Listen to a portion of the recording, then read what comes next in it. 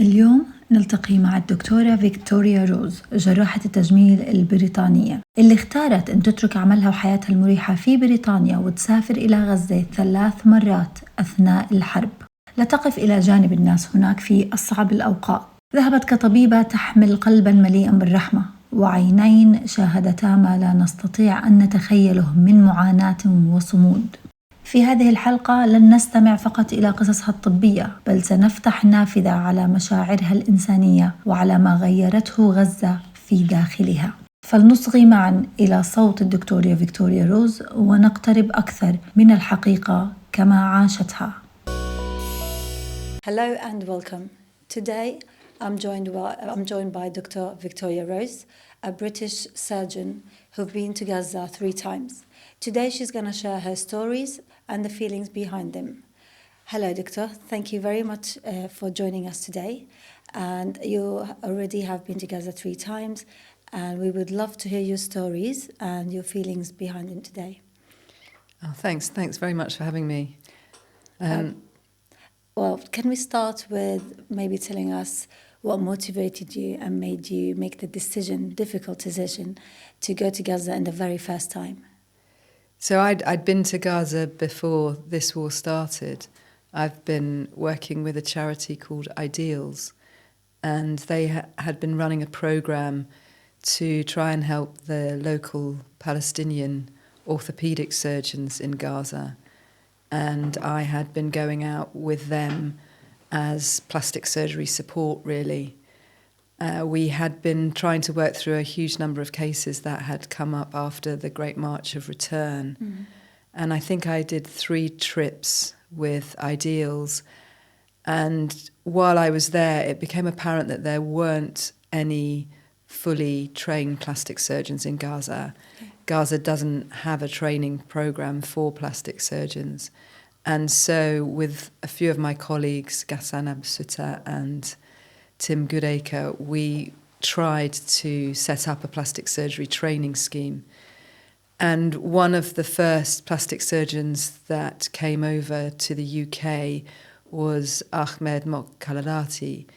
And he came to work with me at Guy's and St Thomas's. Mm. And he was with us for 2 years, and we were teaching him trauma surgery, really. Okay.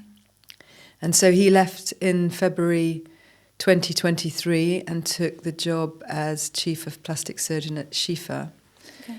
And we stayed in touch because we were trying to get the programme up and running, and we were discussing cases and surgeons that could come out and visit and help train. And then the war broke out in October, and he started sending me some very different photographs of what he was having to deal with.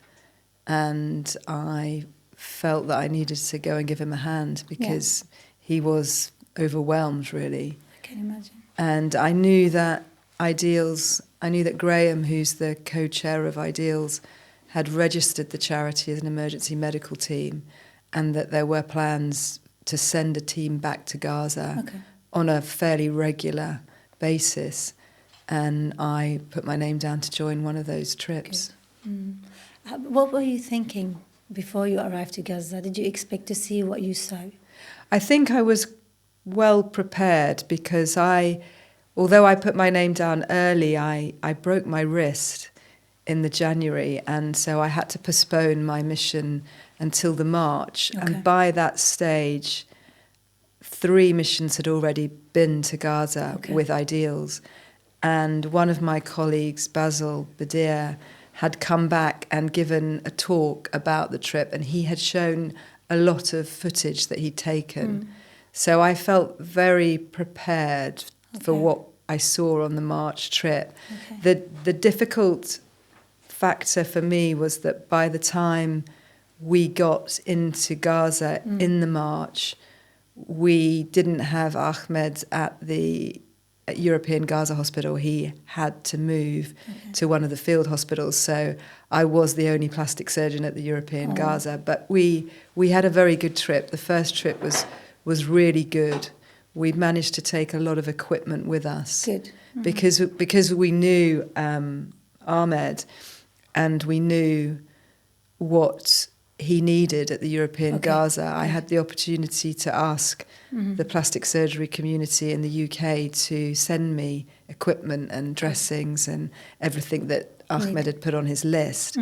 So when we entered Gaza in that March, we had 25 suitcases full of equipment that we delivered to the European Gaza. And it was a really fruitful trip for many reasons, the work that we did, but also the equipment that we got in. That's amazing. No, amazing that you managed to do that at the beginning.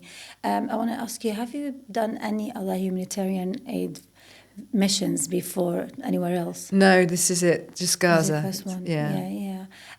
Tell me, when you arrived to Gaza, how did you feel? I was very upset by what I saw, because I had been to the European Gaza hospital before, and it's a beautiful hospital. It's built in that sort of Lebanese, Levantine style with arches, and it's got gardens between the wards. It's a very beautiful hospital built in the 1980s with big green open spaces. And when we returned in March 2024, it was inundated with people. Everyone who had been displaced from the north had moved down to the south, and hundreds of people were living in the hospital and in the hospital grounds, and everywhere was covered with makeshift tents. And there were families everywhere you walked. So if you walked up a corridor, people would have hung sheets and carpets to corner off a section of the corridor, and there would be a mattress on the floor, and a whole family would be living behind that. And it was really hard to see not only the population in such devastating times, but the way in which the hospital had become this refugee camp, as well as trying to function as one of the few remaining hospitals. Did you feel any fear before going? It's not an easy step to do. I didn't, and I don't know why I didn't, but all the while that we made the journey through Egypt, we set off from Cairo, and we drove in a convoy with the United Nations, and we were one of 19 minibuses, and we must have been one of 9 or 10 charities that were going to Gaza. And we entered through Rafah, and it was very seamless. It seemed very safe, and we didn't see any Israeli soldiers at all on that mission. And the Rafah border was still controlled by Egypt, and our colleagues from the European Gaza picked us up at the border and drove us to the hospital. So it seemed very safe. I was initially frightened by the bombing. When we got to the European Gaza, you could hear the bombs, and I remember going into the accommodation where they wanted us to stay. And as we entered the block, a huge bomb went off, and the window moved in and the curtains went, and I was like, where's that? And the young man that was looking after us was not fazed at all, and he just looked at me and said, don't worry, it's a couple of kilometres away, you'll be fine. Oh, wow. And that was how we went on.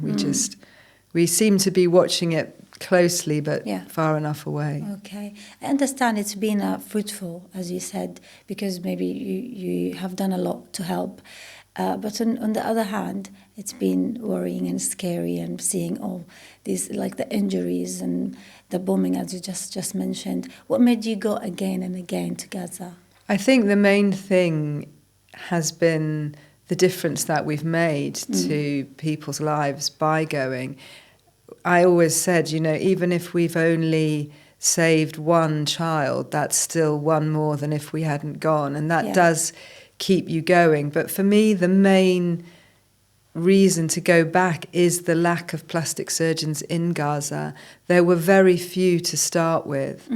And now all of them, or nearly all of them, or all of the experienced ones have been driven out. So there really is no one there that can carry on the work. And in war, plastic surgery is such a major part of trauma care. We deal with all soft tissue injuries. So in all of these bomb blasts, it's plastics that debride the wounds, get them clean, skin graft them, cover them with flaps or however we need to cover them. And it became very obvious to me, particularly in the August trip, that there weren't enough plastic surgeons going in. Yeah. And I was seeing people that had been waiting for a plastic surgeon to arrive for 6 to 8 weeks when I got there. People with really disfiguring injuries to faces and legs, and there was no one that could treat them. So we got through so much when we were there that it felt wrong to just fly in and fly out and never go back. I understand. So going to Gaza before the war, first visit after the war, and then second and third time, what's the impression you had of Gaza on the second time and third time? Well, I think the second time was the first time that we went back to Nasser, and we were staying in Al-Mawasi, which is one of the biggest safe zones, apparent safe zones at the time. And what we noticed on that trip really was the level of destruction. So we entered this time through Amman, crossed the Allenby Bridge, and then drove through Israel to enter Gaza at Kerem Shalom, which is a crossing quite far down in the south, nearly on the Egyptian border. And so the drive that we did in the August is very similar to the drive that we did in the March. You're coming up the Saladin Road, and the change in the infrastructure was shocking. There was basically nothing left standing for the first 15 minutes of the drive, and we didn't see any signs of life at all. Everything was rubble, and it was really shocking that the whole of Khan Yunis seemed to have been flattened. And when we got into Deir Bel-Air, there were some of the old NGO and WHO buildings still standing, but they were the first structures we really saw. And then as we left Deir Bel-Air to come back to Mawasi again, the devastation, all the houses on the beach road had been destroyed, all of the flats had been destroyed. It was really shocking, the level of damage to Gaza's infrastructure. Is there a certain image of someone or something that stayed with you till today? Yeah, there's a mosque that's very near Nasser Hospital that had been bombed, and it had it looked as if somebody had taken all the walls off the mosque, but the girders were still standing, and the huge dome of the roof had collapsed down, but it was still complete. So the dome was still complete, and it was hanging in the remains of the building, and it was really eerie to see it because you knew immediately what it was from the dome. But that was the only part of it that was still intact. And children were still playing in the remains of the mosque. It was really eerie to see, such beautiful buildings and obviously places of worship that had been destroyed. Yeah. Can you tell me a story of a patient or a family or a child that happened that stayed with you as well? Oh, there's so many. I think the children particularly stay with you. We had a young girl on the first mission that I went on in March who had been hit by shrapnel, and she is a classic example of somebody who had to wait for a plastic surgeon to arrive. She had been hit in the back of her leg and buttock, and the shrapnel had taken a section out of the back of her thigh, which included her thigh bone and the muscle and nerve around it, and then a huge segment out of her buttock. And it was clear that none of the surgeons that had seen her knew how they were going to fix this injury. And so the wound had been dressed and left, and one of my American colleagues found her on the ward, and she had maggots in her wound, and she was in a really bad state. And he brought her to the operating theatre and then called me in. and she had a cut in her cheek, and somebody had stitched up the outside of the cheek, but they hadn't realised that the shrapnel had gone right the way through. And so when you looked in her mouth, the inside of her mouth was still open. So I had to repair that, and then I ended up having to shave her head because she had a huge laceration through her head that nobody had picked up because nobody had been able to treat her properly. So it was really sad she's a beautiful girl, and to shave the head of somebody of that age. I mean, she was about 7. It was awful. But we managed to get the wounds cleaned, and we ended up shortening her legs so that we could repair the nerve and muscle. And we put her on an evacuation list because at the time we didn't bring the kit that we needed to do the recon surgery for her. So I put her on an evacuation list, and she got transferred out to Egypt. Eventually, after we left, she was transferred out. And I didn't really hear a lot about her until June of this year. The charity Children Not Numbers contacted me, and they sent me a photo of her, and she was in Dublin and she was riding a bike. So she is my absolute, success story. Well, yeah, I can imagine. It's very difficult. Sorry, it's just been it's very emotional. Yeah, I think that's the first time I've said that story without crying, actually. I can imagine that. Can you tell me how did that impact you personally and impact the way that you're doing your work in terms of day to day? I think things like that are what makes me want to keep going back. Okay. Her story alone. And there have been countless other children, particularly the children that we know were evacuated because we requested their evacuation, and there are quite a few of them now. Yeah. And then there's all the children that we treated. I think, when I talk about my day-to-day life when I'm not in Gaza, it is nice to be working back in the National Health Service where I know I have all the equipment I need to do the operation that we need to do. And it is, it's very nice to operate without bombs going off and to have a start and a finish to the day and to know that you get some downtime. Mm. But we are still doing so much, really, with the charity. We're still doing a lot of fundraising, and I'm still trying to raise money to buy the equipment that we need. Mm. We've still got missions going every month, although our entry rate is very low because lots of our doctors get denied entry. But we've just got 2 in on Tuesday, which is fantastic. 2 out of 3 got in. That's good. And every time they go, I will pack a suitcase with some equipment that somebody has told me they need. So this team will be taking a dermatome and a mesher for some colleagues of mine who are at Shifa. Okay. And they will be going down to NASA to pick that up later this month. So it's arrived already. Yeah, you still feel like you're doing something. You're doing something, and it's one bit of kit at a time. But it's more than not doing anything. So. I understand it's been very, very extremely busy while you're there. Probably didn't have time to reflect on your feelings as much.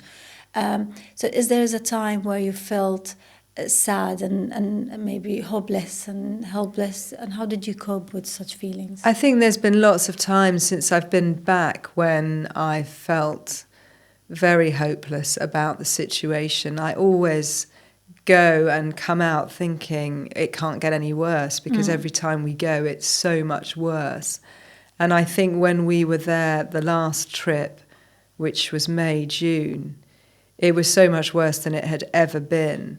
And to leave that behind and then see more destruction and more bombing, it's been very difficult. And we're constantly in touch with our colleagues in the hospitals. And we know several that have had to move out, and now some of the NGOs are coming back. But to listen to people that you know well, my anaesthetist who sent me a message saying that he hadn't been able to feed his children for 2 days. And he's a doctor, a respectable job. He lived in a, 3-story house. He had 2 cars. it's unfathomable to think that these people are in that situation and I can't do anything to get food to them. I can imagine. It's very difficult. What would you tell the UK about evacuating kids to Britain? You know, it took them so long to finally decide and say, we will bring some kids here. Have you done or tried to do anything about it as a team before? Well, we have the fantastic project Pure Hope that pushed so hard to get the first 3 children to the UK, and they worked relentlessly. True. And I was so impressed with what they managed to do, because not only did they get the children back, but they funded their treatment in private hospitals. And I think it was their work really that demonstrated to the UK government that we needed to continue bringing these children back. I know the plans now are to bring 50 children back, and some are already on their way to the Alderhay Hospital in Liverpool. So it's a really good start, and I just hope that we can continue, because so many other countries in Europe and the Middle East have been able to make such a difference by taking these children out of the war zone. True, yeah. There's many other countries tried to do it from a year ago, but it took Britain a little bit longer to realise the need for evacuation of children. In terms of, you know, coming back to the UK, to your normal life, as you just said, you have a day that starts and ends. How was your everyday life going with all these memories and images that you have in your head? As I said, I think because we're still doing so much, I haven't really had the time to think about all the things that I've seen. And certainly we obviously have a baseline training to deal with people in terrible situations. My day job normally is seeing people who've been diagnosed with cancer and are undergoing huge operations to remove cancers and reconstruct them. And also trauma. We see a lot of trauma in London, very different levels of trauma, but we do see people whose lives are completely devastated. And we do see people that have traumatic amputations of arms and legs, but just not in the frequency that I was seeing them in Gaza. So I think I have always had a capacity to deal with that sort of thing, but it's the volume that's been very different. And the demographic. I think in the UK, I'm far more used to seeing adults in these trauma situations and cancer situations. And the hardest thing in Gaza is the numbers of children that we saw that had suffered devastating injuries. Going back to the time that you were operating in the hospitals in Gaza, you were taking some social media videos together with your colleague, Dr. Grimm. Yes. Tell me a little bit about the content of these videos and how did you manage to take them? So we were funded by Islamic Help. They gave us a huge amount of money to help get the missions running. Okay. So they would pay for our air flights and our accommodation in Amman and transport costs to get us out there. And then the charity would use its funds to buy the equipment. So Islamic Help had asked us to take some footage just to show the people who had donated to them what the money that had been donated was being used for. Sure. So that's how we started, and we decided that we would film each other, or we would film ourselves at the end of the day and discuss what we had been doing that day. Yeah. And at the end of each video, thank everybody that was donating. And we started doing that in the August trip, and some of the videos started to be reposted quite widely on social media, and a few of the media companies and television companies contacted us, and we did, I think, one or two interviews in the August when we were there. We did one interview for the BBC, and I think we did a couple of other international interviews. But when we were very careful because we were working with one of the NGOs in a facility in NASA that they sponsored. And that NGO was very strict about us filming within their funded area. Okay. And because Graham and I were operating there every day, we didn't really take that much footage of what we were doing, and we didn't publicise what we were doing too much. I think we still were concerned that we might not get in if we said too much about what was happening. Understand. And we knew that we wanted to go back. We had a real gap in the missions between the March mission and the August mission because Rafah closed and Israel took control of the Egyptian border, which meant that any entry into Gaza had to go through Israel, and that was controlled by COGAT. So COGAT, who are the Government Office for Coordination of the Occupied Territories, had the final say on who was allowed in and who was not allowed into Gaza. And we were acutely aware that doctors were being denied entry if they had participated in any of the pro-Palestinian marches, or if they had called Israel out for genocide, or if they had done any pro-Palestinian promotion. So initially we were very careful what we did and who we did it with. Okay. But I think by the time we went back in May, the devastation was so much worse and the malnutrition was so appalling that we felt a real sense of duty to bear witness to what we'd seen and to take this footage and to get it out there. And it seemed that the social media took off because of the initial videos we'd done with Islamic help. So it just sort of went wild while we were there in May. Can I ask you about one of these videos, the content of it, the ones that went viral? If you can tell me about one of these contents. I think the biggest one that we did was on the balcony of the accommodation. So at NASA, all of the international doctors are given accommodation in 3 rooms at the back of the intensive care unit. And one of the rooms, which is the communal room, leads out onto a balcony that overlooks, it's at the back of the hospital and it overlooks South Khan Yunis. And we sat on the balcony one night and started talking about what we had been doing that day. Okay. And fighting started in the streets below us, and a bomb went off over our heads and exploded very close to the hospital. And we left the camera running and it was all caught on video. Okay. And I sent that to my other half, Philip, and he very cunningly just cut it into a really small segment of us being shot at and bombed. Okay. And I think that was the clip that got, millions of views. It got 1 million views at one point. Okay. And really, I think, put into perspective what was happening in Gaza at that time. Okay.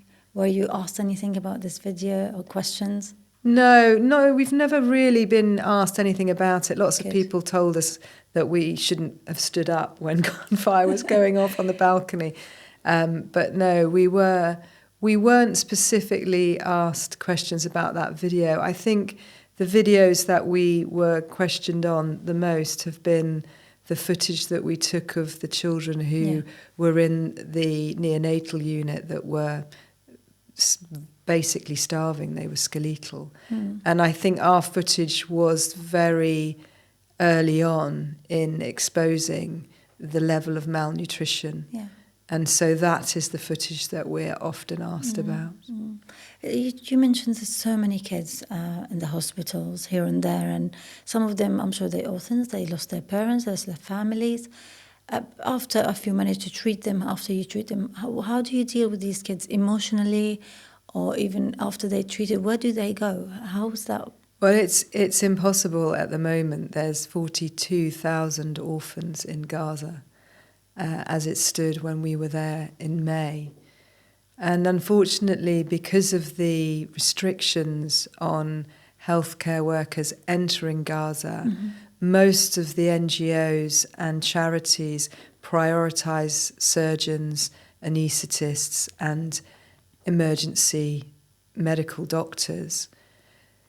Before this part of the war, some of the NGOs had been bringing psychologists in. So MSF brought psychologists into NASA, and specifically child psychologists. And when we were working with them in August, they had a fantastic lady from Norway who was a child psychologist, and you could tell if she had seen the child that you operated on. Okay. The difference in the way that child behaved was apparent immediately. And you could tell the children that she hadn't got round to yet. And at the end of the day, I would go to her and say, Catherine, you need to see this young boy for me, or you need to see this little girl for me. I'm worried about them. And she would see them. But she ran a team of local Palestinian psychologists and therapists.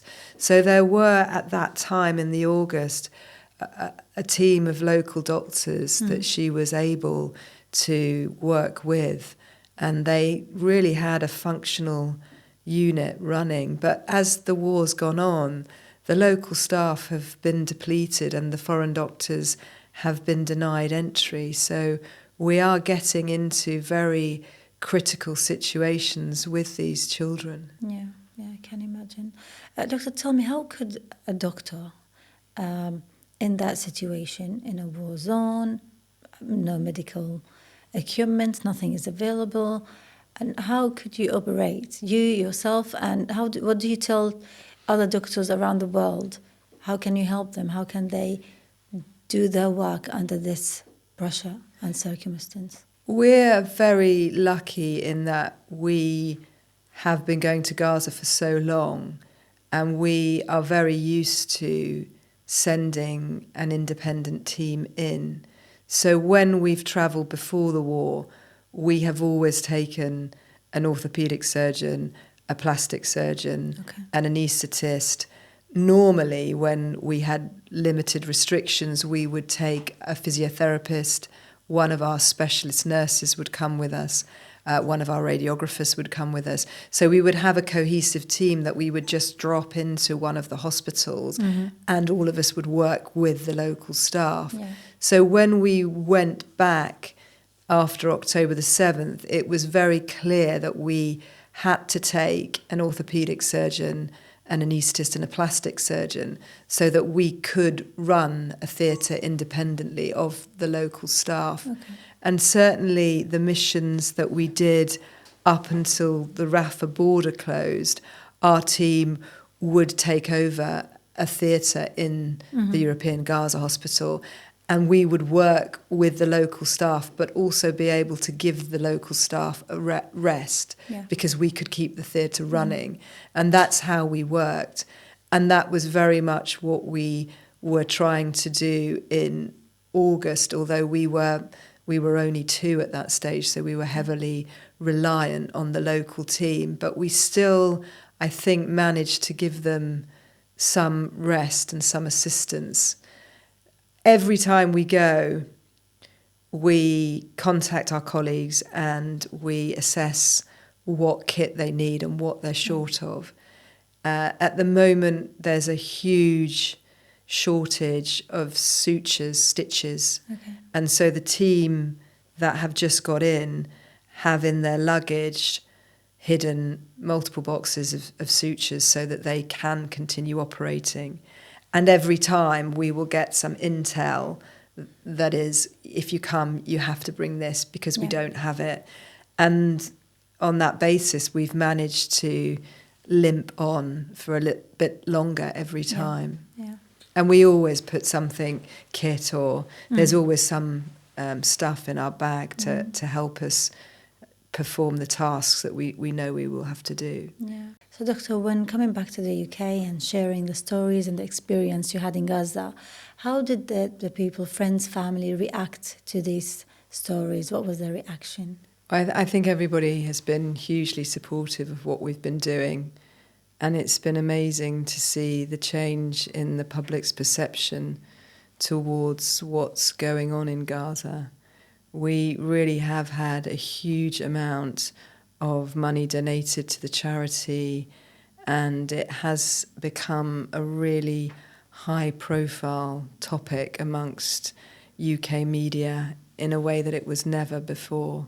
So it has been really good to see how important an issue it is. Mm-hmm. Doctor, you're a witness of what's happening in real life on the ground of Gaza. How do you see the media in the UK reflecting the reality? Better now. Okay. Much better now than they were when the war started. I think there is a lot more footage coming out from Palestinian sources which is being used. Certainly we're seeing a wave of films being made using Palestinian footage and Palestinian stories. I think that's just amazing. But I think there have been some really key players amongst the media companies, particularly Al Jazeera has always covered the Palestinian side, but ITN and Channel 4 have been really good, as have CNN, and really do get voices out there.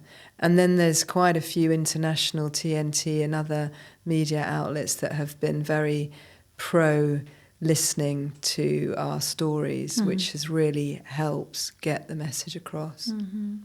Doctor, you're British, you lived your life here, you work in a safe zone. What would push you to go and risk your life? Well, as I said, initially it was to go and help a friend and a colleague who was clearly overwhelmed with the volume of work that he had been presented with. And then once we had been and saw the difference that we made, it became impossible not to keep going back. And I think that's what most of my colleagues from the UK feel. When you know that you can make this difference, you feel a responsibility to keep helping. What would you say today to the doctors around the world who could be able to help? I would say if you can,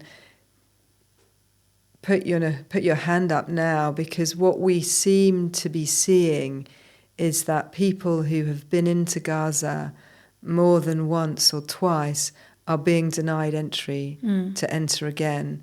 And there's a very clear pattern that if you've been in before, particularly if you've said anything on the news, on social media, your entry is denied by COGAT. And the people that are getting in are the first time. So the doctors that have not been before are getting access. So we really need more doctors to come forward so that we can keep the medical support in for the local Palestinian teams. Sure. And what's your message to the Arabic governments and the UK governments today? What would you say to them? I think we could do more. I think everybody could do more than we're doing at the moment. I think there's been many joint statements from lots of different regions and countries, and everybody seems to have made it very clear that they don't support Israel's actions. And I think particularly my government has said in August that if Israel continued the actions that it's taking, it would take concrete moves to help the people of Gaza or to stop what's going on. And certainly we haven't seen that. Yeah. So I really do feel that they could do more. Definitely. I think that we could still do more. I know lots of the Arabic and, non-Arabic communities in Britain feel that they're banging their head against a brick wall and that they're not getting the answers or seeing the results that they want. But I think we've come a huge way from when I first went to Gaza in 2018. When I first came back, lots of people didn't even know where Gaza was. So to have the support that we've got and the change in the way people perceive the plight of the Palestinians is incredible. And we are definitely moving in the right direction. And I would definitely urge everyone to lobby their MPs and to write to their MPs. And I know that people think that that doesn't make a difference and that nobody's listening, but it does, because if enough people write to MPs, then that has to be vocalised in the Houses of Parliament. And if every MP starts telling the Prime Minister that his constituents are writing to him daily about the situation in Gaza, the pressure is on to do more. Great. Doctor, I want to ask you if there is a Palestinian child from Gaza standing in front of you today, what would you say to them? Oh, it's really difficult. I feel very ashamed that we haven't done more, but I would say that it's not over yet, and we will play a part in this ending. Well, comparing to a routine of a child in the UK, a daily routine, how do you see a daily routine of a child in Gaza? I don't think they have any daily routines. I see that the teams in Gaza have tried to re-establish schools, believe it or not. There are still some schools running, or makeshift schools. There are still incredible locals in Gaza that are doing things like therapy through music, that are still trying to engage the children.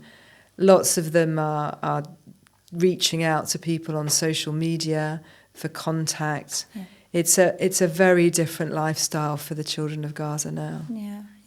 What's the most thing you feel like the most difficult thing they're facing on a daily basis? I think children? The lack of food. The lack of food. The lack of food and the time spent trying to source food is immense for them.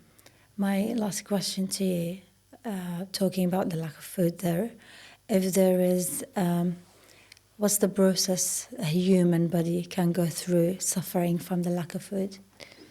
It starts with obvious signs of weight loss, so fat distribution changes.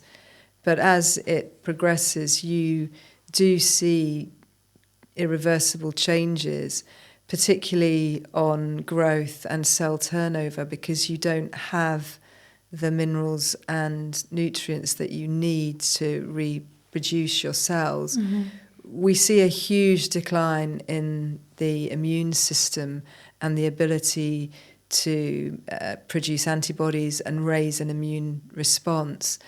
But other things become affected as well, things that we don't often talk about. So energy levels go right down, people become very tired, they find it very difficult to keep going, depression sets in. And these are all the things that we've really acutely seen in our colleagues, this tiredness, the depression, the sort of despair. It's really savage to see that affect a population that has been so resilient. Oh, it's very difficult to even hear that. And they eventually, many people lost their life because of just the lack of food. That's very sad to hear. Doctor, what's your message to everyone can hear us today? Well, I think, as I said, we've just got to keep pushing. We've got to keep the pressure up, make it known that we don't support what's happening, that we want humanitarian aid back into Gaza. We really need to get the United Nations back in and all their partners. UNRWA needs to be reinstated. We need to get aid to these people before it's too late. Thank you very much for your visit today. Thanks.